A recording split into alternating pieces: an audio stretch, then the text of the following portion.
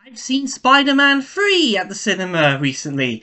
I had a good time watching this film, and uh, it can't be denied. Spider-Man 3 is the weakest of the film trilogy starring Tobey Maguire as Peter Parker, aka Spider-Man. With that said, since I've seen the film back in 2007, I saw the film three times at the cinema, would you believe, in that year. Despite this film getting the reputation as being the worst of the Tobey Maguire era, I personally have grown to love this film more and more as the years have gone on. Now, I stress, it's not a great film. I know there are problems with it, but I feel like this film is a lot better than some of the later Spider-Man movies I've seen in over the years.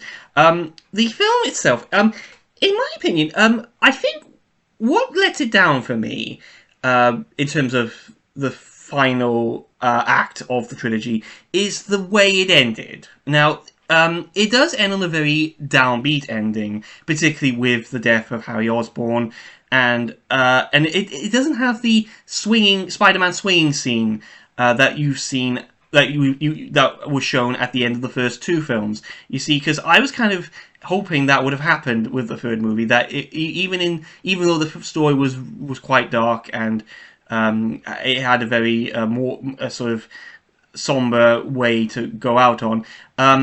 That the film itself could have ended on a very heroic, uplifting note. That even in spite of all that, Peter Parker still was Spider-Man, and he still had his relationship with Mary Jane. So yeah, and I also whilst I was happy that Peter and Mary Jane seem to be back together at the end of the film, it's very subtle the way they did it, and I think it could have been a little bit better. It could have been a little bit more uplifting because you see Peter and Mary Jane dancing together at the end, and then it just cuts to the end credits. So yeah, I feel that's where I feel that the film is sort of where it lets down. It's not. It was sort of a film that let me down because unlike the first two movies, the film wasn't very uplifting towards the end. Yeah, so that's a shame, really. I also would have done things differently in how the film was presented. Most notably, the villains. And I'm sure this is an argument that's been raised lots of times. There were too many villains for Spidey to contend with in Spider-Man 3. We had Sandman, we had Harry Osborn as the Green Goblin, or New Goblin, however you want to call him, and we also had Venom. And Venom is a villain that I think could have been done differently had the film gone in a different direction. Now, I would have been okay with the Venom story in Spider-Man 3 if half of it was done. So you would have Peter Parker getting the alien costume in the third movie, but then you could have saved the rest of Eddie Brock becoming Venom in the fourth movie or fifth film, whenever they were going to do it.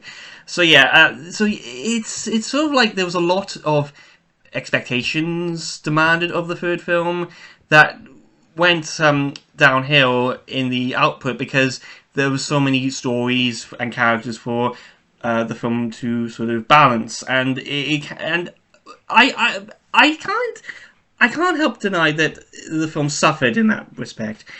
Mind you, with all these things said, I prefer the Venom story in Spider-Man 3 more than I've enjoyed the Venom story in the actual Venom films with Tom Hardy. And so, I mean, whether you like those films or not, that's up to you. But I personally feel the Venom films don't do the Venom story as well as the Spider-Man 3 film. So, but that's my opinion.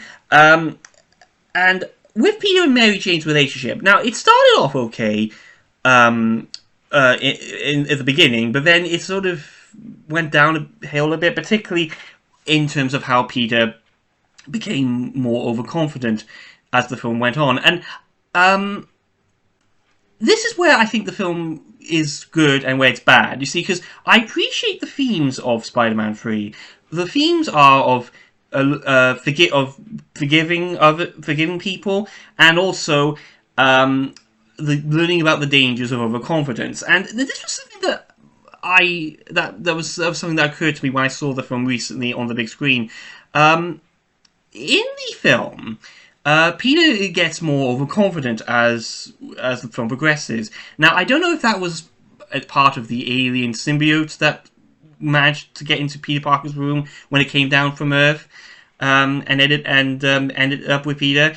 It might have been. I really don't know, but I think that might. But you see, the point is, the whole business of Peter getting overconfident.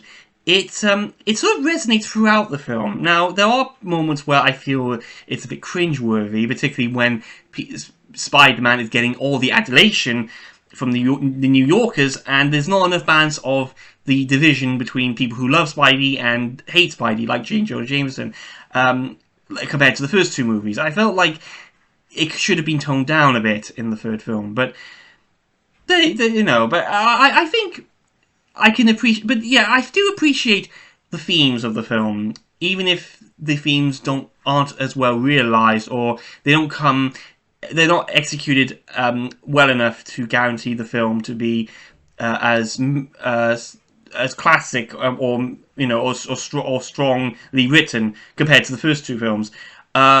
So yeah, there's that, and But I would still give the film a pass in terms of how it presents the story, because even though the film is flawed, I have enjoyed Spider-Man 3 more and more, because I've enjoyed the characters that are featured in the film, and the story is far better compared to later films.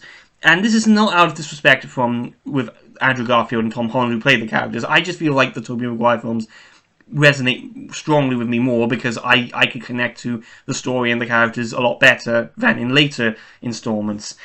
I would not have included Gwen Stacy in the film. Now, I feel like that should have been done differently. Now, Bryce Dallas Howard, she's a very good actress, but I would not have cast her as Gwen Stacy. Maybe cast her as Felicia Hardy. I don't know. Maybe you could have set up the Black Cat story in Spider-Man 4 in the Spider-Man film series, because I think they were setting that up I think that was going to be a thing that was set up in the proposed Spider-Man 4, had they gone ahead with it. I think that would have been a good way for Bryce Dallas Howard to get a good role. I mean, maybe that could have connected to, say for example, if Eddie Brock didn't get the Spider-Venom symbiote in the third movie, but got in the fourth film, then maybe that would have been a connection for him with, let's say, Bryce Dallas Howard as Felicia Hardy becoming the Black Cat.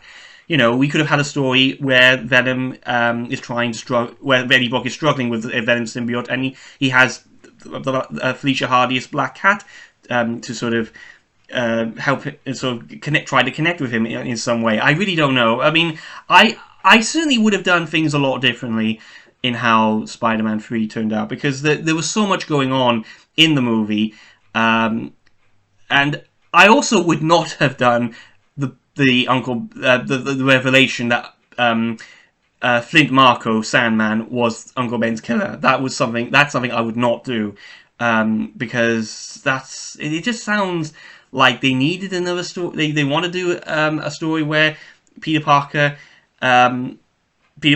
killer wasn't the actual killer from the comics. It was actually somebody else, and it turned out to be Sandman this whole time. It just didn't work for me, even when I saw it back in 2007. So yeah, that's something I wouldn't have gone with. But there you go.